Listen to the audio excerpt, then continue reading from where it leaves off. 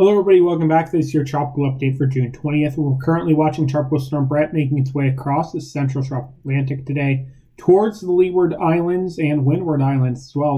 In total, those are called the Lesser Antilles, as well as Invest 93L behind it, likely to turn north away from those islands as it moves on with time and strengthens. As we can see here today, Bret really isn't looking all that organized. In fact, that cloud mass, although it's still there, is kind of disjoined, not really completely covering the center of the low-level center of the storm, which you can see on certain other satellite images that are available to us. I won't show any of those because it doesn't really matter in terms of the impacts, let's be honest. We kind of know what's going to happen at this point with Bret. Invest 93L behind it, also looking fairly naked today. Not a lot of convection associated with it. That's supposed to increase with time as this storm now has a high chance of formation with time.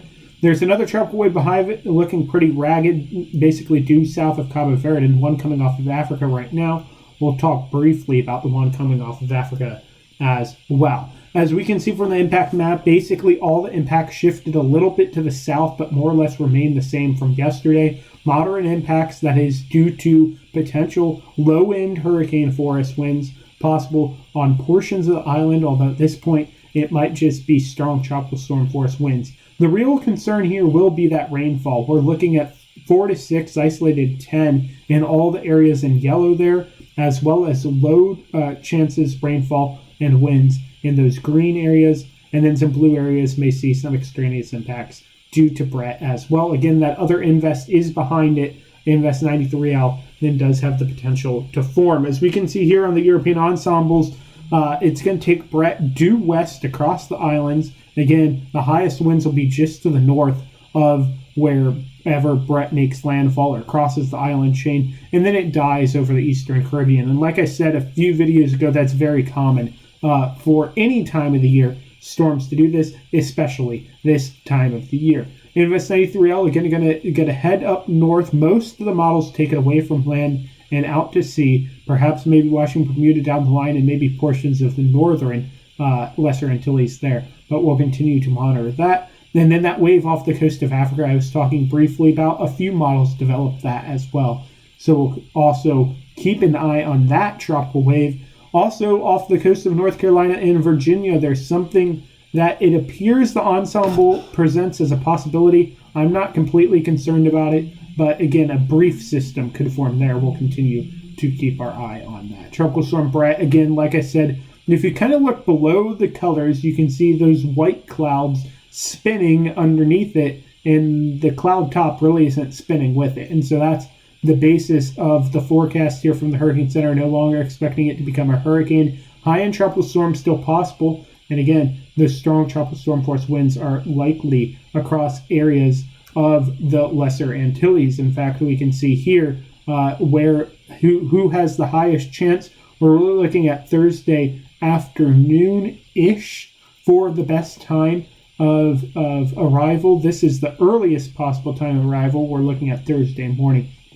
Again, I said 4 to 6, isolated 10 inches. Tropical storm watches are likely from Guadalupe to St. Lucia here shortly, either at the 5 p.m. advisory here in about an hour or so, or later this evening, perhaps even tomorrow morning. We'll continue to monitor that. There are 3 records due to Tropical Storm Bret. It's tied for the earliest tropical storm in the main development region, along with the storm of the same name, Bret, in 2017. It's the easternmost tropical storm formation on record that early in the year. It's also the 7th earliest third tropical storm. Again, we had that unnamed storm, our first storm, Arlene, and then Bret as well. For a total of 3 tropical storms, that's the 7th earliest on record. If it becomes a hurricane, we may set a few records, and if 93L develops, we also could set another record. Winds currently around 40 miles an hour, pressure down to 1,008 millibars.